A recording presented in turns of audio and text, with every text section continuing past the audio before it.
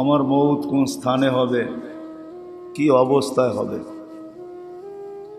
হ্যাঁ, এমনও পাওয়া যাবে, হাজারো মানুষ খুঁজলে পাওয়া যাবে যাদের মসজিদের ভিতরে মৌত হয়েছে, সেজদা অবস্থায় মৌত হয়েছে।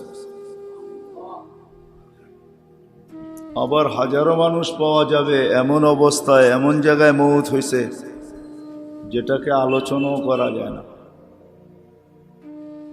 মুখে আনাও যায় না। এরকম অবস্থায়ও হাজারো মানুষের মৌত হয়েছে। বিদায় মৌত হবে এটা অবধারিত, কোথায় হবে, কি অবস্থায় হবে, ওই দিকেই নিয়ে যাইতেছি। ওটা তো প্রত্যেক ব্যক্তির কর্মের উপরে নির্ভর করে। কর্ম যেরকম হবে, মৌতের স্থান এবং অবস্থা এটার উপরে নির্ভর করে। এটাই চিরাচরিত দেখা যাইতেছে। এটা কিন্তু কর্মের উপরে নির্ভরশীল, যে কোথায় মারা যাবে, কি অবস্থায় মারা যাবে, এটা মানুষের কর্মের উপরে নির্ভরশীল। কর্ম যদি ভালো হয় তাহলে মৃত্যু ভালো অবস্থায় হবে, ভালো জায়গায় হবে। হ্যাঁ, কিছু কর্ম আছে মানুষের চোখে দেখে, কিছু কর্ম আছে মানুষের চোখে দেখে না। হাজারো মানুষ পাওয়া যাবে, উদাহরণ দেওয়ার জন্য, যে দুনিয়ার মানুষকে তেমন কোনো কর্ম দেখে নাই, কিন্তু দেখা গেছে উমরা করতে যেয়ে মরে গেছে। দেখা যাবে হজ করতে যেয়ে হেরাম অবস্থায় মারা গেছে। হয়তো চোখে পড়ার মতো কর্ম ছিল না, কিন্তু লুকায়িত কর্ম কিছু এরকম ছিল যেটা আল্লাহর কাছে গ্রহণযোগ্যতা এতটুকু পাইছে যে আল্লাহ নিজের ঘরের থেকে আর ফিরত পাঠান নাই, যে 800 আর যাবা কেন। এটাও কিন্তু বিরাট একটা ব্যাপার, যে 800 আর কেন ফিরা যাবে, যখন আইসেই গেছো তো এইখানেই থেকে যাবে। এটা যারা বুঝার তারা বুঝবে, যারা বুঝান না তারা বুঝবে না। যে উমরা হজে যা মারা যাওয়া, এটা যেন এমনই একটা কথা এর পিছনে কাজ করতেছিল, যে যখন মেহমান হয়ে আসছো তাহলে চিরজীবন মেহমান বানাই রাখতে চাই, আর তোমাকে ফেরত পাঠাইতে চাই না। তো কিন্তু পিছনে একটা মিনিংস আছে। তো যেটা বুঝাইতেছিলাম, কিছু লোক এমনও পাওয়া যাবে যে বাহ্যিক কোনো আমল ছিল না, কিন্তু ভিতরগত কিছু আমল এরকম ছিল যেটা হয়তো কেউ জানতো না, আর ওটা আল্লাহর কাছে গ্রহণযোগ্য ছিল। সব ধরনের উদাহরণই দুনিয়াতে আনা যাবে, কিন্তু মৌত কোথায় হবে, কি অবস্থায় হবে, এটা তো প্রত্যেকের আমলের উপরে নির্ভর করে। এই জন্যই জায়গায় চলে আসি, এই ছোট্ট জীবনটা মেরে দোস্ত সুরক্ষিত করা, হেফাজত করা, এটাই জীবনের যতগুলা উদ্দেশ্য আছে, সবচেয়ে উদ্দেশ্যগুলার ভিতরে সবচেয়ে বড় উদ্দেশ্য এটা। জীবনের অনেকগুলা উদ্দেশ্য আছে, হ্যাঁ, প্রত্যেকটা জিনিসের এক একটা উদ্দেশ্য ভিন্ন থাকতে পারে, কিন্তু মানুষের জীবনের অনেকগুলা উদ্দেশ্য আছে। এই উদ্দেশ্যগুলার ভিতরে সবচেয়ে বড় উদ্দেশ্য যেটা, বড় মাকসাদ যেটা, সেটা হলো প্রত্যেকের এই ছোট্ট জীবনটাকে হেফাজত করা। এটা হলো সবচেয়ে বড় উদ্দেশ্য। এটার পিছনে একটা জিনিস কাজও করে, বুঝাইলে হয়তো বুঝে আসতে পারে। কেননা মেরে দোস্ত, এটাই সত্য, দুনিয়াতে যতই আপনজন দেখি না কেন, আপন থেকে আপনজন, যতই আপনত্বের পরিচয় চলুক না কেন দুনিয়াতে, কিন্তু আপনার আমার বিচ্ছেদ দুনিয়ার থেকে ঘটতে দেরি, সমস্ত আপনজনের বন্ধন ছিন্ন হইতে দেরি হবে না। একটা প্রমাণ আপনাদের থেকেই দিতেছি, একটা প্রমাণ দেওয়া যাবে, মা বাবার চেয়ে আপনজন সন্তানের কাছে কেউ হয় না। মা বাবা বড় আপন, আল্লাহ বলছেন বড় আপন, এর চেয়ে বড় কোনো আপন নাই। হ্যাঁ, আপনি বলবেন স্ত্রী সন্তান এটাও আপন, কিন্তু মা বাবার মতো আপন না। বিবেক বুদ্ধি দিয়ে যদি বাবা হয় তো মা বাবার চেয়ে কোনো মতেই আপন হতে পারে না। সন্তান ও বাপের বিরুদ্ধে, মার বিরুদ্ধে কখনো এক ঢের অভিযোগ দাঁড় করায় দিতে পারে, কিন্তু বৃদ্ধাশ্রমে যায় দেখেন, কখনো কখনো যায় দেখেন ওইখানে মা যদিও চোখের পানি ঝরাবে, বাপ যদিও চোখের পানি ঝরাবে, কিন্তু আপনত্বটা এত প্রবল হবে যে একসময় চোখের পানি ঝরানোর পরেও, এক ঢের অভিযোগ করার পরেও আপনত্বটা এতটুক প্রবল হবে যে সর্বশেষ মা বাবা এই কথা বলতে বাধ্য হয় যে যা বলছি মনে কিছু নিয়েন না, দোয়া করেন আমার কলিজার টুকরা যেন সুখে থাকে। আমার কাছে একটা না শত প্রমাণ আছে, অনেক অভিযোগ করে, কিন্তু অভিযোগের পরে শেষে আপনত্বটা এত প্রবল হয়, সব অভিযোগগুলাকে ধুয়া ফেলে এটাই বলে, আমি চাই না ও দুঃখে থাকুক, আমি চাই ও সারা জীবন সুখে থাকুক। এটা কিন্তু কোনোদিন না স্ত্রী বলবে না সন্তান বলবে, মা বাবা বড় আপন হয়, বড় আপন। জানি না উপলব্ধি করতে পারতেছেন কিনা, মা বাবা বড় আপন হয়। হাজারো দুঃখ পায়া কষ্ট পাওয়ার পরেও তার আপনত্বটা এত প্রবল হয় যেগুলো সব ভুইলা হাত উঠাই এটাই বলে, আল্লাহ তুমি ওরে সুখে রাই, আল্লাহ ওকে শান্তিতে রাই।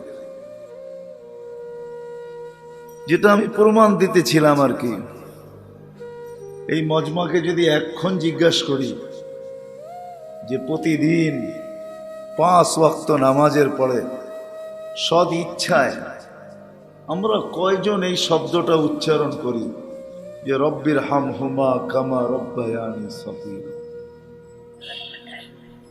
বলেন তো কয়জন হাত উঠাইতে পারবেন? সদ ইচ্ছায়। অল্প আরো তো আছে যারা উঠায় নেয়, তারাও তো আছে, ঠিক না? সদ ইচ্ছায় 5 ওয়াক্ত নামাজের পরে ডেলি আমি সদ ইচ্ছায় এই দোয়াটা করি, অথবা কোনো একটা দোয়া শিখি যেটা আমি মা বাবার জন্য ডেলি একবার হলেও করি।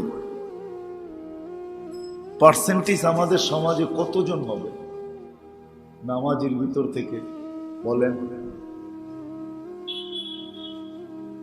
বুঝা গেল এটাই সত্য, মৃত্যুর সাথে সাথে সমস্ত বন্ধন ছিন্ন হয়ে যায়। মনে খুব কমই থাকে বন্ধনগুলোর কথা, মনে খুব কমই থাকে। আর এটাই আল্লাহর ঘোষণা যে মৃত্যু হওয়ার সাথে সাথে তোমার সমস্ত বন্ধনগুলো ছিন্ন হয়ে যাবে।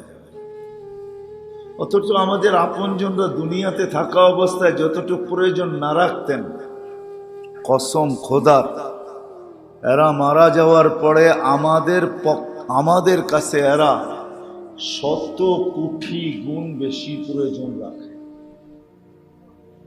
এরা অপেক্ষায় থাকে ডেলি যে আপনজনরা আমাদের জন্য কিছু কইরা পাঠাইতেছে কিনা। কিতাবে পাওয়া যায় এটার জন্য প্রত্যেকের কবরের উপরে বক্স রাখা থাকে, বক্স। আমরা যা কইরা পাঠাই এটা নুরানি হইয়া তার কবরে যায়। এই সুযোগটা আল্লাহ এই উম্মতকে দিছেন, নবীজির সুবাদে দিছেন, আমাদের নবীজির সুবাদে। দুনিয়াও যা পাইছেন তা নবীজির সুবাদে, আমরাও যা পাইছি সব নবীজির সুবাদে পাইছি। হ্যাঁ, কেউ কেউ কখনো কয় না, কেউ কেউ কখনো বলে যে বাবা যা রাইখা গেছে ওইটা, বাবা যা রাইখা গেছে ওটাকে নেড়া চেড়া চলতেছি। আমাদের নবীজির সুবাদেই আমরা নাইরা চেরা টিকা আছি, নাইলে আমরা টিকতে পারতাম না, আমরা টিকার যোগ্য না। আমাদেরকে সমূলে ছিল, কিন্তু আল্লাহ উল্টাইতেছেন না, কেন শুধু নবীজের সুবাদে আমরা বাইচায় যেতেছি। হয়তো আল্লাহ করতেও চান, কিন্তু করতে চাই বন্ধুর কথা মনে ওঠে যে আমি তো ওয়াদা করছি সমূলে আপনার উম্মতকে ধ্বংস করব না, আপনার উম্মতকে আমি কষ্ট দিব না। এই কথা মনে করে আল্লাহ আমাদেরকে দিতে চাইও দেন না। খায়ের এটা আলাদা আলোচ্য বিষয়, ওইদিকে যেতে চাইতেছি না আমি। বিদায় মৃত্যু আমাদের সবার জন্য অবধারিত, আর মৃত্যুর সাথে সাথে সমস্ত সম্পর্ক ছিন্ন হবে, এটাও সত্য। সমস্ত সম্পর্ক, যত সম্পর্ক আজকে আমি আলোচনা করি, আর শত সম্পর্কের আমার কাছে গর্ব আর খর্ব সব ছিন্ন হয়ে যাবে, কোনো সম্পর্ক কাজে দিবে না। এই জন্য এই ছোট্ট জীবনটাকে সুরক্ষিত করা, এটা আমাদের জীবনের সমস্ত উদ্দেশ্যগুলোর ভিতরে সবচেয়ে বড় উদ্দেশ্য, ছোট্ট জীবনটাকে সুরক্ষিত করা। বুঝাইতে পারতেছি কিনা জানি না। এটাকে সুরক্ষিত করা, রাতটা দিনটা বড় সহজ, কঠিন না। দু একটা উদাহরণ দিলে সহজ হবে। কেউ যদি ভাবে সারাটা রাত আমি সুরক্ষিত করব, ওর জন্য নবীজির কারণে আল্লাহ, মুহাম্মদুর রাসূলুল্লাহ সাল্লাল্লাহু আলাইহি ওয়াসাল্লামের কারণে, ওনার সুবাদে আল্লাহ আমাদের রাতটাকে সুরক্ষিত করা বড় সহজ করছেন। হাদিস থেকে উদাহরণ দিতেছি। এশারের নামাজ বাজমাত পড়লো, ফজরের নামাজ বাজমাত পড়লো, সারা রাত্র ইবাদতের মাধ্যমে সুরক্ষিত হয়ে গেল। কোনো কঠিন না, কিন্তু কঠিন। এশারের নামাজ বাজমাত, ফজরের নামাজ বাজমাত, সারা রাত্র ইবাদতের ভিতরে কি সুরক্ষিত, ঠিক না? কাটায় দিল মানে কি সুরক্ষিত, হেফাজত, সারা রাত্র হেফাজত হয়ে গেল। কত সহজ, সারা রাত্র হেফাজত হয়ে গেল। আমানার রাসূল বিমা উনজিলা ইলাইহি মির রাব্বিহি ওয়াল মুমিনুন, এটা যদি শেষ পর্যন্ত সূরা বাকারার পড়ে, তাহলে তাহাজ্জুদে উঠুক আর না উঠুক, তাহাজ্জুদের ভিতরে ওই রাত্র সুরক্ষিত হয়ে গেল। উঠুক আর না উঠুক, মুখস্থ পড়ুক আর কোরআন দেখা পড়ুক, নবীজির সুবাদে। কিন্তু আমি সুরক্ষিত করার সহজ পদ্ধতি দেখাইতেছি। আল্লাহ করুক বুঝে আসুক, আমাদেরও বুঝে আসুক, বাহিরের লাউড খোলা থাকলে যারা শোনে তাদেরও বুঝে আসুক। এই ছোট্ট জীবনটাকে সুরক্ষিত করা, এটা হলো আমাদের জীবনের উদ্দেশ্যগুলার মধ্যে সবচেয়ে বড় উদ্দেশ্য। কেন প্রথমেই আমি বলছি, সবাইকে মৃত্যুর কোলে ঢলতে হবে, পতিত হইতে হবে। চাই সে রতি থাকুক, চাই সে মহারতি থাকুক, সবাইকে মৃত্যুর স্বাদ পান করতে হবে। আর মৃত্যু হওয়ার সাথে সাথে সমস্ত আপনত্বের সম্পর্কগুলা সব ছিন্ন হয়ে যাবে। যাই ঝামেলা এরা জড়ায়া যাবে, আমাদেরকে স্মরণ করার সুযোগ এদের হবে না। আল্লাহ জানে কবে স্মরণ করবে, কেউ স্মরণ করবে না। প্রমাণ আমি আপনাদের থেকে নিলাম যে মা বাবার মতো সম্পর্কই যখন 5 ওয়াক্ত নামাজের পরে স্মরণ থাকে না। রাগ হয় না, হাত তো কয়েকজন উঠাইছেন, আরেকটা উঠাইতে পারবেন কিনা জানি না। যে মা বাবার নামে প্রতিদিন সকালে উঠা, কার 2 টাকার বাজেট আছে যে আমি প্রতিদিন সকালে উঠা মা বাবার নামে 2টা টাকা বাজেট রাখছি, যে মা বাবা থাকুক আর না থাকুক এই 2টা টাকা আমি এক গরিবের হাতে উঠাইয়া দিলাম বা আলাদা করে রেখা দিলাম। মাসের শেষে যা জমলো এটা মা বাবার নামে উঠাইয়া দিলাম। একজনও তো হাত উঠাইতে পারবেন না, একজন উঠাইছে। চলো আল্লাহ খায়ের করুক, আরো বরকত দেখ। 2-4 জন প্রতিদিন সকালে উঠা, গনা গেল হাত, 4 জন হয়েছে। প্রতিদিন সকালে উঠা 2 টাকা মা বাবার নামে একটা বাজেট রাখা। 2 টাকা বাজেট, 5 টাকা বাজেট রাখলাম, মাসে 150 টাকা হয়। যে গরিব আসবে মা বাবার নামে সদকা। বুঝা গেল দোয়া করি কেন, এইখানে কোনো খরচ হয় না, যার কারণে দোয়া করে দিলাম। এটাও যে করি আলহামদুলিল্লাহ, এটা অস্বীকার করতেছি না, বিরাট বড় জিনিস। যারা করি না তাদেরকে অভ্যাস করা উচিত। বাকি 2 টাকার বাজেট, এটাও করা উচিত মা বাবার নামে, যে আমি 2 টাকার বাজেট রাখলাম ডেলি, 2 টাকা দিয়েই আমি যাব। যাদের মা বাবা বাইচা আছে, মা বাবা বাইচা আছে, কয়জন আমরা এরকম আছি যে সকালে কর্মস্থলে আসার আগে মা বাবার কাছে গেলাম, বললাম যে যাইতেছি তুমি একটু দোয়া করো। কয়জন বলে আসে? রাগ হবেন না কিন্তু, হ্যাঁ আমার কাছে প্রমাণ আছে, আমি সবকিছু যোগাই তারপরে বলি যে মা বাবাকে বইলা বাহির হই, বা দূরে থাকে ফোনেই বলি মা কাজে যাইতেছি, কখনো মাকে তুমিও বলে তুইও বলে, ঠিক না? কি বলেন?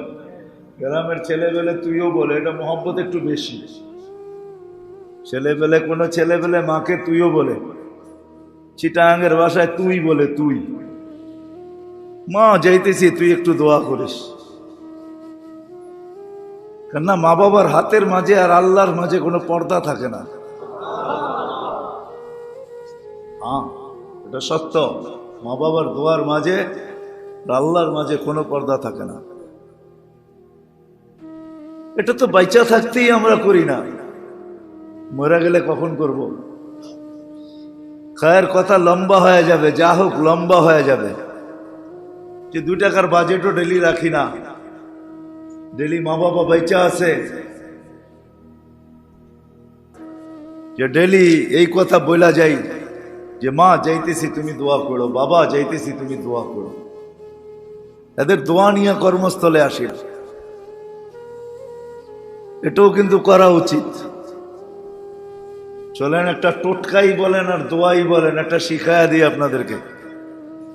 কোনো দোয়া যদি আপনার কবুল না হয়, দেখতেছেন অনেক দিন ধরে করতেছেন কবুল হয় না, মা বাবা যদি বেঁচে থাকে তো যখন শুয়া থাকবে, ঘুমাবে বা শুইব, খাটে থাকে তো যে মা বাবার পাও টিপেন, একটু খেদমত করেন, তারপরে পায়ের কাছে বসে দোয়া করেন, দোয়া কবুল হয়ে যাবে। হ্যাঁ যারা আছে পরীক্ষা করে দেখেন, এটা পরীক্ষিত আমল। মা বাবার পায়ের কাছে বসে হাত উঠায় উসিলা দিয়া দোয়া করেন, আল্লাহ আমার পায়ের কাছে বসছি, বাবার পায়ের কাছে। আল্লাহ তোর ওসিয়ত আছে মা বাবার ব্যাপারে, ওয়াসাইনাল ইনসানা বিওয়ালিদাইহি ইহসানা। তখন দোয়া করেন, দেখেন 2 দিন 3 দিন সপ্তাহ পার হবে না, দোয়া কবুল হয়ে যাবে। যাদের আছে করেন এটা, আমাদের তো নাই, আমরা কোত্থেকে করবো? এখন আফসোস করি একা একা। দোয়া করেন, দোয়া কবুল হয়ে যাবে। 7 দিন অতিবাহিত হবে না ইনশাআল্লাহ, পরীক্ষিত এটা একবারে। আল্লাহ 7 দিন চাইতে দিবে না, দোয়া কবুল হয়ে যাবে। তো যেটা বলতেছিলাম মেরে দোস্ত, ছোট্ট জীবনটাকে সুরক্ষিত করতে হবে। আর সুরক্ষিত করার পদ্ধতি আল্লাহ মুহাম্মদুর রাসূলুল্লাহ সাল্লাল্লাহু আলাইহি ওয়াসাল্লামের সুবাদে আল্লাহ আমাদের জন্য সহজ করছেন। আমি রাত্রকে সুরক্ষিত করা দেখাইলাম, রাত্র সুরক্ষিত, আবার দিনও সুরক্ষিত করা যায়, এটারও সহজ পদ্ধতি। ফজর আর আসর কোনো মতে যেন জামাত না ছোটে। মান সাল্লাল বারদাইন দাখালাল জান্নাহ। আল্লাহ রসুল ওয়াদা দিছে, ফজর আর আসর কোনো মতে যেন না ছোটে। যে এই দুই নামাজের এহতেমাম করলো, তা আল্লাহ ওয়াদা করতেছে দাখালাল জান্নাত, তাকে আমি জান্নাত দিবই দিব। সহজে সুরক্ষিত করা। আরো ছোট্ট ছোট্ট আমল আছে যেটা শিখতে হবে, ওলামাদের থেকে শিখতে হবে, হক্কানি আলেমদের থেকে শিখতে হবে। ছোট্ট ছোট্ট দোয়া আছে, ছোট্ট ছোট্ট আমল আছে। ও মেরে দোস্ত, কেউ বলছিল লেখছে, বড় সুন্দর লেখছে। আমরা কয়জন করি? আমিও করি না। আমরা কয়জন করি জানি না। কিতাবে শোয়ার আগে, আর আগেও মনে আমি একবার বলছিলাম আপনাদেরকে যে শোয়ার আগে 2 রাকাত পড়ো, আর কালকের দিনের যতটুকু প্রয়োজন আছে সব ঘুমানোর আগে আল্লাহকে বুকিং দিয়া ঘুমাও। এটা আল্লাহ বড় পছন্দ করে। এই বন্দাকেও আল্লাহ পছন্দ করে, আর এই বুকিং দেওয়াটাও আল্লাহ পছন্দ করে। কালকের যত প্রয়োজন আছে ঘুমানোর আগে 2 রাকাত পড়া, আস্তাইনু বিসসাবরি ওয়াস সালাহ, 2 রাকাত পড়ে আল্লাহকে বুকিং দাও যে আল্লাহ কালকে আমার এটা এটা লাগবে। আমি কিন্তু চায়া ঘুমায়া গেলাম, এটা সংখ্যা খুব কম, কয়জন করি জানি না। এর আগেও মনে একবার বলছিলাম আমি, হ্যাঁ, সারা দিনের জন্য বুকিং দিয়া দেওয়া, কালকে আমার এটা এটা এটা এটা এটা এটা লাগবে। যদিও হাদিস এত সুন্দর, কিন্তু বুঝানো অনেক কঠিন, বুঝা অনেক কঠিন। আল্লাহ নিজেই বলছে ইদা সাআলতা ফাসআলিল্লাহ, তোর যদি চাইতেই হয় তো আমার কাছে চাইস, যা চাইতে হয় আমার কাছে চা। হ্যাঁ, এই জন্য কেউ লেখছে, বড় সুন্দর লেখছে, हर घड़ी देने के लिए वो तैयार है, जो ना मांगे उससे वो बेजार है। कवि লেখছে বড় সুন্দর, हर घड़ी देने के लिए वो तैयार है, जो ना मांगे उससे वो बेजार है। আরেকজনও বড় সুন্দর লেখছে, मांगो उसी से जो देता हो खुशी से। দুনিয়াওয়ালারা দেয় কিন্তু দিলে দাগ নিয়ে দেয়। চাওয়ার পরেও যদি দেয় আর চাওয়া ছাড়াও দেয়, তারপরেও দিলে একটা দাগ থাকে। দাগ, দাগ বোঝেন? মনে হয় বোঝেন। কি বুঝছেন? এই কথার দাগ থাকে যে ওনারে দিলাম, এই দাগটা হইলেও থাকে, ওনাকে দিলাম। কিন্তু আল্লাহ কাউকে দাগ নিয়ে দেয় না। এই জন্য যে লেখছে বড় সুন্দর লেখছে, মাঙ্গো উসি সে জু দে খুশি সে। আরো একটা শব্দ লেখছে খুব সুন্দর, মাঙ্গো উসি সে জু না কহে কিসি সে। মনে হয় বোঝেন না। মাঙ্গো উসি সে জু না কহে কিসি সে। একজনের কাছে 10 দিন চান, 11 দিন সে তা কাউকে না কাউকে বলবে। এমন না হোক ঘরের বউকেও বলবে, হুজুর ভালো মানুষ না, ডেলি চায়, দেখলেই কিছু না কিছু চায়। না চাইলেও চাওয়ার ভঙ্গি করে, ভান করে। কিন্তু যে লেখছে বড় সুন্দর লেখছে, মাঙ্গো উসি সে জু না কহে কিসি সে। শব্দ দুইটা বড় ছোট, কিন্তু দিলে লাগার মতো, মিনিংস বড়। मांगो उसी से जू दे खुशी से, मांगो उसी से जू ना कहे किसी से। কোটি দিন চাইতে থাকেন, কাউকে বলবে না, বরং খুশি হইতে থাকবে, খুশি। এই জন্য ছোট্ট জীবনটাকে কিন্তু সুরক্ষিত করা আমাদের জীবনের উদ্দেশ্যগুলোর থেকে সবচেয়ে বড় উদ্দেশ্য। সুরক্ষিত করার পদ্ধতি আল্লাহর রাসূল আমাদেরকে শিখায়া গেছেন, কিভাবে সে সুরক্ষিত করবে এই ছোট্ট জীবনটাকে। রাতের বিরাট একটা অংশ আমি সুরক্ষিত করা দেখাইলাম হাদিস দিয়া, দিনেরও একটা অংশ সুরক্ষিত হয়ে যায়, এটাও হাদিস দিয়া দেখাইলাম। যে ফজর আসর কোনো মতে যেন জামাত না ছোটে, কোনো মতে না ছোটে, সুরক্ষিত করা। আবার আরেকটা হাদিস দেখাইতেছি, যদিও কেউ তর্জমা অন্যরকম করবে, কিন্তু আমি বুঝছি যে এটা সুরক্ষিত করার জন্যই আল্লাহ রসুল আল্লাহ বলছেন, আসসালাতু ইলা সালাতি কাফারাতুন লিমা বাইনাহুন্না। এক নামাজ থেকে আরেক নামাজের মধ্যবর্তী গুনাহ মাফ। গুনাহ মাফ হওয়া মানে ওই সময়টা আমার পক্ষে হয়ে গেল, সুরক্ষিত হল। এই মনে হয় এটা বুঝায় না? আমি কি বুঝাইতে পারলাম? গুনাহ মাফ মানে এই সময়টা আমার পক্ষে, বিরুদ্ধে না, সুরক্ষিত হয়ে গেল। তাহলে 5 ওয়াক্ত যে বাজামাত পড়লো, পুরো সময়টা তার পক্ষে চলে গেল, সুরক্ষিত হইল। এইভাবে যদি চলতে থাকে, এখন বলবেন দিন তো সুরক্ষিত হইল, সপ্তাহ কোথায় যাবে? তো বলছে আল জুমাতু ইলাল জুমাতি, কিন্তু তরতিব ভুল আমাদের। জুমা থেকে জুমা, তরতিব ভুল। এটা জুমার থেকে জুমা, যে ফজরের নামাজ থেকে জুমার তৈয়ারি করবে, যে ফজরের নামাজের পর থেকে কি করবে? জুমার প্রস্তুতি নিবে। সবচেয়ে বড় গিফট তার জন্য জুমার তৈয়ারি আছে। আমাদের দেশ আলহামদুলিল্লাহ, আল্লাহ জাযায়ে খায়ের দেখ, যারা শুক্রবারে ছুটি রাখছে, শুক্রবারে ছুটি রাখছে, যদিও ওয়ার্ল্ড ওয়াইজ হিসাবে শুক্রবারের ছুটিতে আমরা ইকোনমিক ভাবে অনেক পিছিয়ে যাই, তারপরও যারা এই দিন ছুটিটা রাখছে তাদেরকে আল্লাহ জাযায়ে খায়ের দেখ।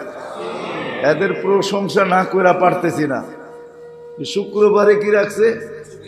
ছুটি রাখছে। কেননা শুক্রবার ছুটি এই জন্যই যে সবাই যেন ফজরের পর থেকে কার আগে কে মসজিদে যাবে এটার প্রস্তুতি করে। যতজন এই প্রস্তুতি করতে থাকবে, কান্নাহু সাদাকা বাদানাতান, সে যেন আরবি ওই উট যেটা পেটে বাচ্চা সহ, উটের কোয়ালিটি আছে, কিন্তু এ কোয়ালিটির উট যেটা এখনো মিলিয়ন মিলিয়ন টাকা দাম। এখনো আপনি মনে করেন না 25,000 দিরহাম দিয়া পাওয়া যাবেন, 30,000 দিয়া পাওয়া যাবেন। এটা এখনো মিলিয়ন দাম আছে, মিলিয়ন। ওই উট বিরল এখনো। আল্লাহ রসুল ওই উটের কথা, ওই বদনার কথা বলছে। তারপরে বলছে শাতান, বকরি, বকরা। তারপরে বলছে দাজাজাতান, মুরগি। তারপরে বলছে বায়দাতান, ডিম। তারপরে বলছে যারা একবারে শেষে আসে, ইমাম সাহেব মেম্বার থেকে নাইমা যায়, খুতবার আজান শুরু হয়, বলে এর আগেই ফেরেশতারা পুরা খাতা বন্ধ করে বসা যায়। যারা আসে তাদের কারো নাম লেখা হয় না। হ্যাঁ, বলে আমার জুমা আদায় হবে না? হবে, জুমা আদায় হবে, কিন্তু গিফট হবে না। গিফট, গিফট বোঝেন? গিফট হবে না। তো পুরা সপ্তাহ সুরক্ষিত করার জন্য জুমা টু জুমা, পুরো সপ্তাহ সুরক্ষিত, কিন্তু প্রস্তুতি নিতে হবে সকাল থেকে। আর আমরা জুমা রাখি সমস্ত ফাংশনের জন্য, প্রোগ্রামের জন্য, ঠিক না? কি বলেন? সব প্রোগ্রাম জুমার দিন, বিয়া শাদি এই সেই যত ফাংশন আছে সব রাখা হয় কিসের জন্য? জুমার জন্য, শুক্রবারের জন্য। না না না, শুক্রবার রাখা ছিল পুরা নিজের জন্য। এই দিন কাউকে কিচ্ছু দেওয়া যাবে না। ফজর থেকে তৈয়ারি করব, সবার আগে মসজিদে ঢুকবো, সূর্য ডুবা পর্যন্ত কাউকে দিব না, সুবে সাদেক থেকে নিয়ে সূর্য ডুবা পর্যন্ত এই পুরাটা সময় হলো আমার জন্য। ছোট্ট একটা দুরুদ আছে জুমার দিন আসরের নামাজের পরে যে পড়ে, আল্লাহুম্মা সাল্লি আলা মুহাম্মাদিন নবিয়্যিল উম্মি ওয়া আলা আলিহি ওয়া বারাকা ওয়া সাল্লাম, যে ৮০ বার পড়ে ৮০ বৎসরের গুনাহ মাফ হয়। কয় বছর সুরক্ষিত হইল? আমি সুরক্ষিত দেখাইতেছি, পরে যাব আরো আগে যাব। ওটা পুরাটা সময় আমার জন্য ছিল। রাগ হয় না, আমরা আপনাদেরকে বুঝাইতে চাইতেছি। আল্লাহ করুক এই মজমা যদি তৈয়ার হয়ে যায়, যা উপরে নিচে আছে এই মজমাই যদি তৈয়ার হয়ে যায়, যেন আমার জিন্দগি সুরক্ষিত করব। ও মেরে দোস্ত, মনে উঠলো আজকে আমাদের কাছে গাট্টি গাট্টি আছে। গাট্টি গাট্টি বুঝেন? গাট্টি গাট্টি বুঝেন? থাপ্পি থাপ্পি বুঝেন? বান্ডেল বান্ডেল বুঝেন? আমাদের কাছে বান্ডেল বান্ডেল আছে, গাট্টি গাট্টি আছে, থাপ্পি থাপ্পি আছে, কিন্তু বরকত নাই। আর যদি অল্প থাকতো আর বরকত থাকতো, অল্প থাকতো। বড় বা উসুল, বড় বিশ্বস্ত ওলামা লেখছে বিদায় বলতেছি, নাহলে বলার উচিত ছিল না, কেন কিসসা কাহিনীতে আমি অভ্যস্ত না। কিন্তু যিনি লেখছে ওনার দিকে চাইও কাহিনী বলতেছি, নাহলে বলতাম না। বাপের ৩ ছেলে নাকি, তো ছোট ছেলে সিদ্ধান্ত নিছে যে 2 ভাইকে ডাকবে, ডাইকা বলবে যে বাপের সেবা যে করবে সে সম্পত্তির ভাগ পাবে না। 3 ভাইকে বসায় বলছে মা বাবার খেদমত যে করবে সে সম্পত্তির ভাগ পাবে না, কে রাজি আছো? তো 2 ভাই বলছে তুই কর, আমাদের দরকার নাই, আমাদের সম্পত্তি দরকার। তো ছোট ভাই নিজের কথায় নিজে ফাইসা গেছে, মাইনা নিছে, খেদমত করা শুরু করছে মা বাবার। মা বাবা দুনিয়ার থেকে চলে গেছে, করতে করতে সব উজাড় করে দিছে। পরের দিন দেখাইছে 1000 রাখা আছে, নিবে? আজকে এটা সোনার দিনা। বলছে বরকত আছে, বলে তা বরকত নাই, বলে তাইলেও দরকার নেই।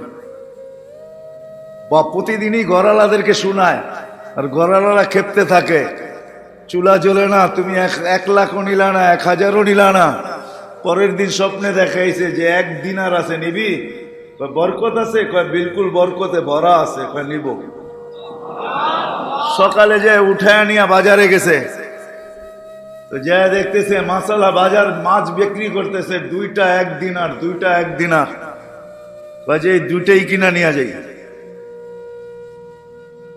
আর কিছু তো পাওয়া যাবে না, 2টাই কিনা নিয়ে যাই। 1 বেলা তো চলবে, 2 বেলা তো চলবে। আইনা যখন কাটছে তো ভিতর থেকে 2টা মুক্তা বাহির হয়েছে, টুইন। টুইন বোঝেন? 1 জোড়ার 2টা। গেছে বাজারে বিক্রি করতে, তো যখন বিক্রি করতে গেছে জওহারির কাছে, মনে করেন তাঁতি বাজারে নিয়ে আসছে, যে কিনা সে বলছে কিনবো, এত টাকা দিব, বলছে দে। তো যখন কিনা ফেলছে ও পরে বুঝছে যেটা তো টুইন হয়, একটা তো হয় না। আমি যেখানে বেচবো ও তো টুইন চাবে, টুইন দিলে আমার দাম পাবো, বলে একটা দিলে আমাকেও এরকম কিছু দরায়া ছেড়া দিবে। তো জিজ্ঞেসে ওর বাড়ি খুঁজতে খুঁজতে, তোমার কাছে এটা একটা হয় না, টুইন হয়, আর একটা আছে? কয় আছে। বলছে প্রথমটা বেচছি তোমার দামে, দ্বিতীয়টা বেচবো আমার দামে, নিবে? তো বলছে কত দাম হাঁকাও? বলে বেশি হাঁকাবো না, 10 গাদা যতগুলা টাকা উঠাইতে পারে কাঁচা টাকা অতটি দিবা। বলছে ডান, নিলাম কিনা। এত টাকা আনছে যে পুরো এলাকা কিনতে পারে। এটার নাম হলো বরকত, এটার নাম হলো। এই জন্য এক হাদিসে আল্লাহ নিজেই বলছেন ওয়ালি বারকাতিলা নেহায়া, আমার বরকতের কোনো সীমা রেখা নেই। হাদিসটা যদিও এখান থেকে শুরু হয়েছে, ওয়াইদা উতিতু রাদিতু, আমাকে যখন মানা হয় তো আমি আল্লাহ রাজি হয়ে যাই। ওয়াইদা রাজিতু বারাকতু, আমি যখন রাজি হয়ে যাই তো বরকতের দরজা খুলে দেই। ওয়ালি বারাকাতি লা নিহায়া, আমার বরকতের বান্ডেল বান্ডেল আমাদের কাছে আছে, কিন্তু বরকত নাই। কেননা জিন্দগির হেফাজত নাই, এই জন্য বরকত নাই। যাদের জিন্দগির হেফাজত আছে ওদের কাছে বরকত আছে। খাইও শেষ করতে পারে না, খাওয়াইও শেষ করতে পারে না। ও খাইও শেষ করতে পারে না, খাওয়াইও শেষ করতে পারে না।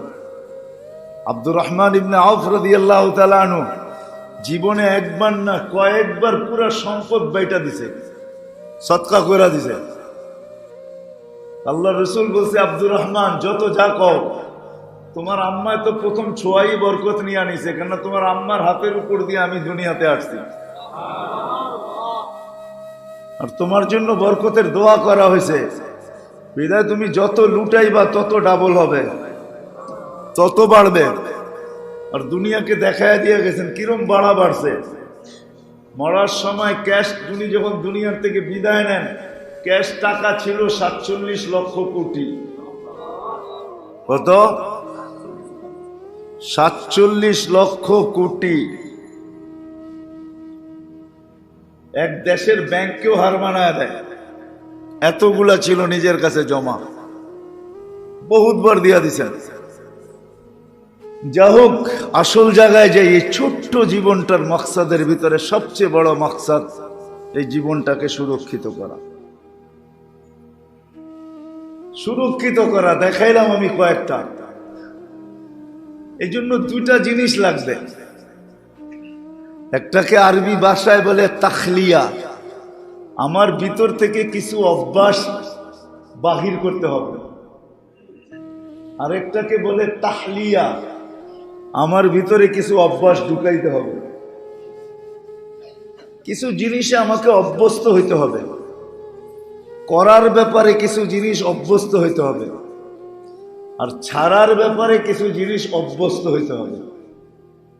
করার ব্যাপারে কিছু জিনিস অভ্যস্ত, ছাড়ার ব্যাপারে কিছু জিনিস অভ্যস্ত। একদিনে তো ছুটা যাবে না, একদিনে ছুটবে না, কিন্তু চেষ্টা করলে ছুটতে থাকবে। তখন দেখা যাবে।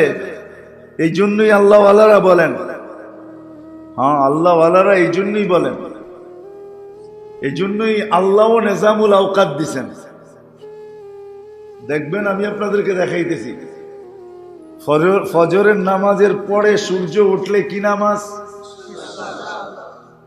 সূর্য আটটু উঁচা হইলে কি নামাজ, চাষ পড়তে না পড়তেই দেখা যাবে জোহরের রক্ত হয়ে যাবে। জোহরের, আচ্ছা মাগরিবের পরে কি নামাজ, শেষ রাত্রে কি নামাজ। আল্লাহ কিন্তু নিজামুল আওকাত দিছে, যেটির অভ্যাস করো, এর দ্বারা তোমার জিন্দগি সুরক্ষিত হবে। আবার বলেও দিছে, ফজরের পরে বৈশা থেকে যদি 2 রাকাত নামাজ পড়ো তো হজ উমরার সওয়াব পাবে। কানুন কিন্তু হইতেছে, সাদা দাঁড়িয়ালা করে বলতেছি, হয়তো 50-এর উপরে যারা এরা হজ উমরাও করতে পারবেন না। তো আল্লাহ আগের থেকেই সিস্টেম বানায় রাখছে। দুধের স্বাদ মাঝে মাঝে মাঠা দিয়েও বলে মিটাইতে হয়, গোল দিয়া, গোল, এটারে গ্রাম্য ভাষায় বলে গোল, ঠিক না? 50-এর উপরে যারা হয়েছে উমরাও করতে পারবেন না, হজও করতে পারবেন না, কিন্তু স্বাদ তো আছে, ঠিক না? আল্লাহ বলে এটা মিটাবে কি দিয়া? ফজরের পরে বৈশা থাকো, 2 রাকাত করলে হজেরও দিমু, উমরারও দিমু। এটা মনে হয় এই জন্যই হয়েছে। আমি কোনো ক্রিটিসাইজ মূলক নিতেছি না, এটা মনে হয় সাদা দাঁড়িয়ালার জন্য এই জন্যই হয়েছে। আবার কিছু গরিবও আছে, ঠিক না? এত অ্যাবিলিটি নাই, হজ উমরা করবে, কিন্তু ভিতরে তো জ্বালা আছে, ঠিক না? কিসের? হজের আর উমরার আগুন তো আছে। আল্লাহ বলে ডেইলি 2 রাকাত পর আগুন নিবাইয়া দিব আমি, দিলের জ্বালার আগুন নিবায়া দিব। এই জন্য তো হজ উমরার সওয়াব, ঠিক না? কি বলেন? কয় রাকাত করলে? আবার বলে দিছে, শোনো 2 রাকাতের লগে আরো 2 রাকাত যোগ করে দাও, আর 2 রাকাত পড়ে নাও, তো সারাদিন তোমাকে ক্লান্তির থেকে বাঁচাইয়া দিন। আমি তোমার দায়িত্ব নিয়ে নিব, তুমি সারাদিন আর ক্লান্ত হইতে হবে না। আমাদেরকে সুরক্ষিত করতে চায়, কেমনে চায় দেখেন, পদ্ধতি দেখাইতেছে, আল্লাহ নেজামুল আওকাত দেখাইতেছে। কিন্তু আপনি বলবেন যে পড়তেছি, হইতে তো আছে না, পাই না তো, তাহলে বোঝা গেল এইখানে দোষ, ওইখানে দোষ না, এইখানে ওইখানে, এইখানে দোষ ওইখানে, দুর্বলতা এইখানে ওইখানে না, সমস্যা এইখানে ওইখানে না, ওইখানে বুঝেন তো, উপরের দিকে দেখাইতেছি, সমস্যা ওইখানে না, সমস্যা এইখানে। সমস্যা খুঁজে বাহির করতে হবে, কোথায় সমস্যা বাহির করতে হবে। যাব আমি ওইদিকে যাইতেছি, এই জন্যই দরকার ছিল সোহবত, আল্লাহ ওয়ালাদের সোহবত এই জন্যই দরকার ছিল, হক্কানিয়াতের সোহবত এই জন্যই দরকার ছিল, হক্কানিয়াতের সোহবত এই জন্যই দরকার ছিল। কেন হক্কানিয়াতের সোহবত যাদের হয়, ওরা পাইলে যতটুক খুশি, না পাইলে এতটুক খুশি, এর চেয়ে বেশি খুশি। প্রমাণ দিতেছি আমি, কেননা ও জানে পাইলে এখানে শেষ হয়ে যাবে, না পাইলে ওইখানে জমা থাকবে, আর ওইখানে যেটা পাবো এটা চিরদিনের জন্য পাবো, আর এইখানে যেটা পাবো এটা 60-70 বছরের জন্য পাবো, আর এইখানে যেটা পাবো এটার ভিতরে ভাগ বসবে, ওইখানে যেটা পাবো এটার জন্য ওটার ভিতরে কোনো বাকশাক নাই। এই জন্য যারা পায় না ওরা আরো বেশি খুশি হয়, ওরা মনে মনে ভাবে, আচ্ছা ওইখানে জমা করতেছেন তাই না, আরো জোরে, তখন মন মেনা যায় ওইখানে জমা হয়েছে, কানে কম শোনেন তাই না, কই কি বাতিজা, এই যে বারবার আওয়াজ আইতেছে লালাব্বাইক লালাব্বাইক, তুই তো আসতে শুনতেছিস, আমি তো 80 বছর ধরে শুনতেছি, তুই আজকে শুনেই বিচলিত হইলি, আমি 80 বছর শুনতেছি, কিন্তু বল বাতিজা এই দরজা ছেড়া যাব তো যাব কোথায়। বাস তারপরে যখন লাব্বাইক বলছে, তো উপর থেকে আওয়াজ আসছে, হেরেম ফাটায়া কাবিল তুই আবদি, মন্দা উপস্থিত, কবুল, আজকেরটাও কবুল, পিছনেরটাও কবুল, যতদিন বাঁচবি অতদিন কবুল। এটাই সত্য, কিন্তু মানেন আর না মানেন এটাই সত্য, কসম খোদার এটাই সত্য, এটাই সত্য। এই জন্যই আপনাদেরকে জান প্রাণ দিয়ে বুঝাইতে চাইতেছি, ছোট্ট জীবনটাকে সুরক্ষিত করা আমাদের মাকসাদের ভিতরে সবচেয়ে বড় মাকসাদ। এটার জন্য 2টা লাগবে, কিছু অভ্যাস ছাড়তে হবে, ভিতর থেকে বাহির করে দিতে হবে, আর কিছু অভ্যাস ভিতরে ঢুকাইতে হবে। আবার সুরক্ষিত করা যায় কিভাবে, কিছু তরতিব আমি দেখায় দিলাম মোটা মোটা, এইগুলাতে নিজেকে অভ্যস্ত বানাইতে হবে। কেননা 2 বাধা আমাদের ভিতরে আছে, এটাকে সবসময় কাটাইতে হবে। একটা হলো মনের বাধা, আর একটা হলো শয়তানের বাধা। মনের বাধা, শয়তানের বাধা। এই জন্য তরতিব শিখাইছেন, এই জন্য তরতিব শিখাইছেন আল্লাহ, আল্লাহ রসুল, আল্লাহ শিখাইছেন তরতিব। চলেন আগের হাদিসটা শুনলে মনে হয় পরেরটা বোঝা সহজ হবে। আল্লাহ যখন আরশ বহনকারী ফেরেশতাদেরকে বলতেছিলেন আরশ উঠাও, তো ফেরেশতারা বলতেছিলেন কাইফা আতাহাম্মাল আল্লাযী আলাইহি ইজ্জাতুকা ওয়া জালালুক, আল্লাহ যেটার উপরে আপনি স্বয়ং উপবেষ্টিত ওটা আমরা উঠাবো, তো উঠাবো কি করে, এত শক্তি তো আমাদের হওয়ার কথা না। আল্লাহ বলছে লা হাওলা ওয়ালা কুওয়াতা ইল্লা বিল্লাহ, পড়ো লা হাওলা ওয়ালা কুওয়াতা ইল্লা বিল্লাহিল আলিয়্যিল আযীম, এটা বেশি বেশি পড়ো।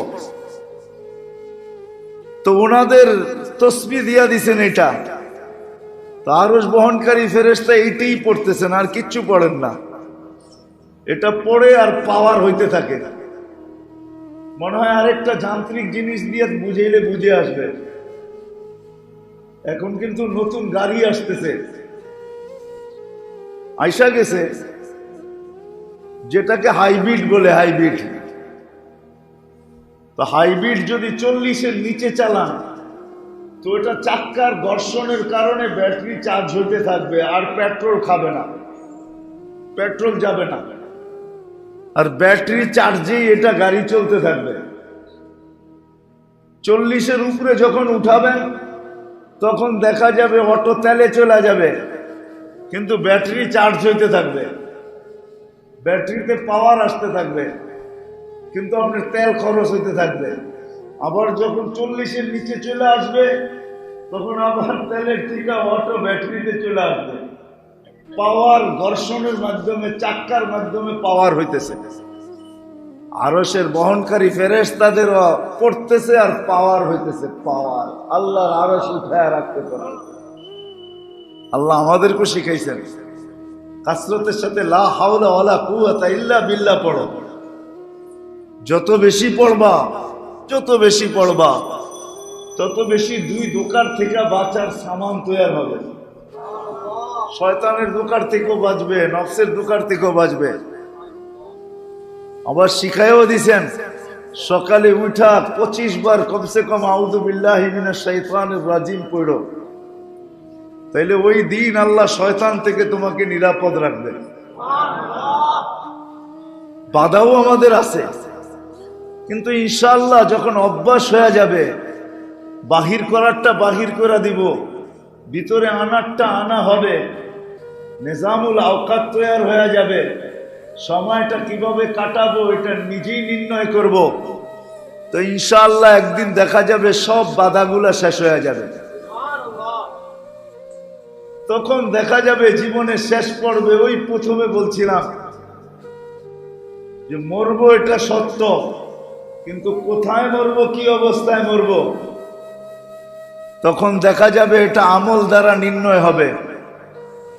তখন দেখা যাবে হাসপাতালে মারা গেল, হাসপাতালওয়ালারও মৌতের উপরে তাক লেগে যাবে আর আলোচনা করবে, বলবে হাজারো লোককে তো এখান থেকে ফেরত পাঠাইলাম, হ্যাঁ, কিন্তু এমন মৌত তো দেখলাম না যে কলেমা নিজেও পড়লো আমাদেরকেও পড়াইল, নিজেও পড়লো আমাদেরকেও পড়াইল। যেখানেই মরবে কলেমা নিজেও পড়বে, অপরকেও কি পড়াবে। আবার কখনো কখনো দেখা যাবে মৌত দিয়া মানুষকে তাকও লাগাবে। মানুষ ভাববে লম্বা সেজদা করতেছে, এক সময় হাত দিয়া দেখবে সেজদা না, জায়গা মতো চলে গেছে।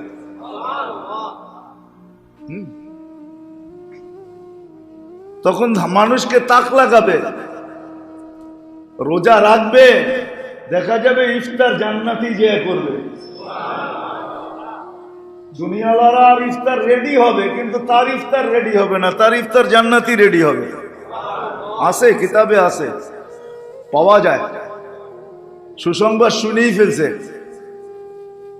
যেমন হাসান রাদিয়াল্লাহু, হুসাইন রাদিয়াল্লাহু তাআলা আনহুকে রোজাও ছিলেন, শহীদ যেদিন হন তা আল্লাহ রসুল স্বপ্নেই দেখাইয়া দিয়েছেন বিকালে আমার কাছে আসবে, তুমি বিকালে আমার কাছে আসবে। এটা তো একটা শুনাইলাম, এরকম শত শোনানো যায়। বৃদ্ধেরও কাহিনী আছে, যুবকেরও কাহিনী আছে, যুবকের কাহিনীও আছে।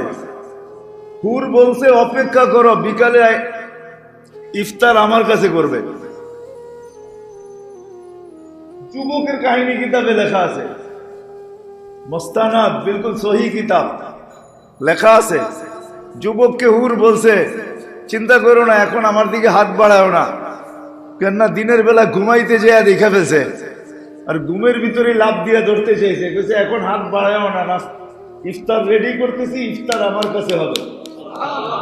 এতদিন তো নিজের হাতে খাইতে, আজকে আমার হাতে খাওয়াবো। এতদিন তো হুরুর 3 খাওয়াইতো ডেলি, দুনিয়ার মাটির হুর, আজকে আমি হুরুর ঋণ খাওয়াবো, আমি খাওয়াবো। অপেক্ষা করো। আর হইছো এরকম, নাহলে কিতাবে লেখা হইতো না। এরকম সহিহ মুস্তানাদ কিতাবে এই সমস্ত কাহিনী লেখা হইতো না।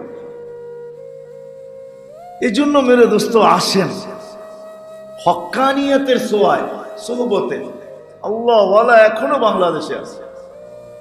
আমাদের দেশ শূন্য না, আলহামদুলিল্লাহ এখনো আছে, এখনো আছে। আমার বিশ্বাস আমার কথা সত্য হবে। আজকে একটা দিন গেছে বাংলাদেশে করোনা একজনও মরে নাই, কিন্তু দুনিয়ার কোনো দেশ এই প্রমাণ দেখাইতে পারবে না যে তার দেশে একজনও মরে নাই। আমাদের দেশে আল্লাহ ওয়ালারা এখনো আছে। মসজিদের দেশ, মাদ্রাসার দেশ, মক্তবের দেশ, নামাজিদের দেশ, দাড়ি টুপিওয়ালার দেশ, আলেম ওলামাদের দেশ, আল্লাহ ওয়ালাদের দেশও এটা। এখনো আল্লাহ ওয়ালা আছে বাংলাদেশে, যার কারণে আল্লাহ পাক আমাদেরকে মাঝে মাঝে প্রমাণ দেয়। আমি তো এখন একটা কথা বলা শুরু করছি যে মক্কা মদিনা বাইতুল মুকাদ্দাস ভিন্ন কথা, বাকি সারা দুনিয়ার ভিতরে এই মাটির সাথে আল্লাহর মহব্বতও বেশি, আল্লাহর ভালোবাসাও বেশি। আল্লাহ এই দেশে বরকতও বেশি দিচ্ছেন, আলহামদুলিল্লাহ।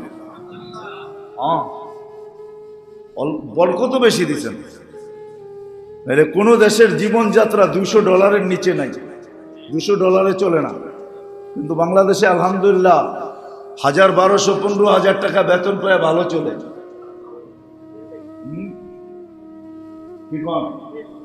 খালি করুন আর দেও না আইলেই হয়। আর যদি কোন ওনাদেরকে কোথায় পাবো, তাহলে 4.5-5 লক্ষ মসজিদে পাবেন, ইমাম পাবেন, মুয়াজ্জিন পাবেন, খাদেম পাবেন, ভালো চলে। 10-12,000, 7,000, 8,000 টাকা বেতন পায় ভালো চলে। আলহামদুলিল্লাহ, আল্লাহ বরকত দিছে। এই দেশের মাটিতে বরকত বেশি, আল্লাহওয়ালা আছে এই দেশে বেশি। আল্লাহ বড় আল্লাহওয়ালা রাখছেন। এই জন্য মেরে দোস্ত যেটা বুঝাইতেছিলাম, আমাদের জিন্দগির সমস্ত মকসদের ভিতর থেকে সবচেয়ে বড় মকসদ হলো এই জিন্দগিটাকে সুরক্ষিত করা। কতগুলো পদ্ধতিও দেখাইলাম, শর্ট পদ্ধতি, শর্ট কোর্স, কিন্তু সাথে সাথে আমার জীবনের নেজামুল আওকাতও বানাইতে হবে। যে আমার ফারেক সময়টা, কেন আমাদের অনেকগুলা জিনিস সবসময় ফারেক থাকে, কোনোটা যদি নাও থাকে তো আমাদের মুখ সবসময় ফারেক থাকে। আমাদের মুখ কর্ম করে খুব কম, আমাদের পাও করে, হাত করে, কান করে, চোখ করে, ব্রেন করে, কিন্তু মুখ কর্ম সবসময় খুব কম করে। এই জন্য যদি নেজামুল আওকাত বানাই, তাহলে দেখা যাবে যে বিরাট একটা সময় ডেলি আমাদের পাওয়া যাবে। আমি ছোট্ট একটা দেখাইতেছি আপনাদের, হাদিসে আছে, হাদিসে বরং সতর্কবাণী আছে। কাসরতে ইস্তেগফার যেই ব্যক্তি করে, তাকে হাদিস বলছে তুমি কারোর জন্য বদদুয়া করো না। কাসরতে ইস্তেগফার যে করে, তাকে বলে দিছে, কিতাবে লেখা আছে যে তুমি কারোর জন্য বদদুয়া করো না। কেননা তুমি বদদুয়া করতে দেরি, এটা আকাশের উপরে উঠে আনিতে দেরি হবে না। একে হুকুম করছে আল্লাহ, আল্লাহ রসুল, তুমি কারোর জন্য বদদুয়া করো না, কারোর জন্য বদদুয়া করো না। আর কাসরতে ইস্তেগফার যে করে, তাকে আরেকটা বলছে তুমি দোয়া করলে কবুল হইতে দেরি হবে না। দোয়া করলে কবুল হইতে দেরি হবে না। আরেকটা বলছে, কোরআনই আছে, হাদিসও আছে, কাসরতে ইস্তেগফার যে করবে তাকে কোনোদিন আল্লাহ রিজিকের পেরেশানিদের ভিতরে নিক্ষেপ করবে না। পেরেশান হইতে চাইলেও আল্লাহ হইতে দিবে না। পেরেশান হইতে চাবে কিন্তু আল্লাহ হইতে দিবে না। কিছু আছে উড়ন্ত কুয়াশা, কিছু আছে জ্বলন্ত কুয়াশা। উড়ন্ত কুয়াশা কিন্তু উড়তে থাকে, কিছু আছে উড়ন্ত মেঘ, ও বাতাসের সাথে উড়তে থাকে। আর কিছু আছে জ্বলন্ত মেঘ, ওই কিন্তু জমা থাকে, আর ওইটার থেকেই বৃষ্টি হওয়ার আশঙ্কা বেশি থাকে। অ্যাক্সিডেন্ট কিন্তু উড়ন্ত কুয়াশায় হয় না, জ্বলন্ত কুয়াশায় হয়, ঠিক না? বলে পেরেশানি এরকম দিলে আসবে, কিন্তু উড়ন্ত কুয়াশার মতো আসবে, আসবে আর উড়ে চলে যাবে। আল্লাহ ওকে পেরেশান হইতে দিবে না। সেই জন্য কথা শেষ জায়গায় চলে আসছি। আশা করি সবারই কিছু না কিছু বুঝে আসছে। এই জন্য মেরে দোস্ত, নিজের নিজামুল আওকাত নিজের বানাইতে হবে। ছোটখাটো তসবিহাত আছে, আর এগুলো খুব শর্ট, লম্বা পড়তে হবে না। পুরা কালেমা লম্বা পড়তে হবে না।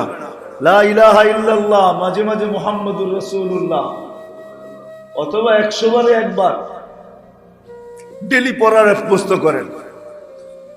3টা জিনিস সে অভ্যস্ত হন নিজে। 3টা জিনিস, আমি বেশি বলবো না, 3টা জিনিস অভ্যস্ত হন। একটা হলো আমি ইস্তেগফার বেশি পড়ব, আরেকটা হলো কালেমা বেশি পড়ব, আরেকটা হলো দুরুদ বেশি পড়ব। আল্লাহুম্মা সাল্লি আলা মুহাম্মদ, এতটুকুই দুরুদ। আল্লাহুম্মা সাল্লি আলা, আল্লাহুম্মা সাল্লি আলা নবিয়্যিল উম্মি, এটাও দুরুদ। এরকম ছোট ছোট দুরুদ শত আছে। 3টা অভ্যস্ত হন। একটা হলো ইস্তেগফার, একটা হলো কালেমা, আরেকটা হলো দুরূদ শরীফ। কয়জন আমরা আল্লাহ রসুলকে দেখছি জানি না, স্বপ্নে দেখি না, এই সংখ্যাটাই বেশি হবে। দেখছি এই সংখ্যাটা খুব কম হবে। যারা দেখছে তারা বলবেও না যে এই পর্যন্ত জীবনে কতবার দেখছে। এটা বলার জিনিসও না। বলতে যায় আবার কোন দিক থেকে কোন দিক চলে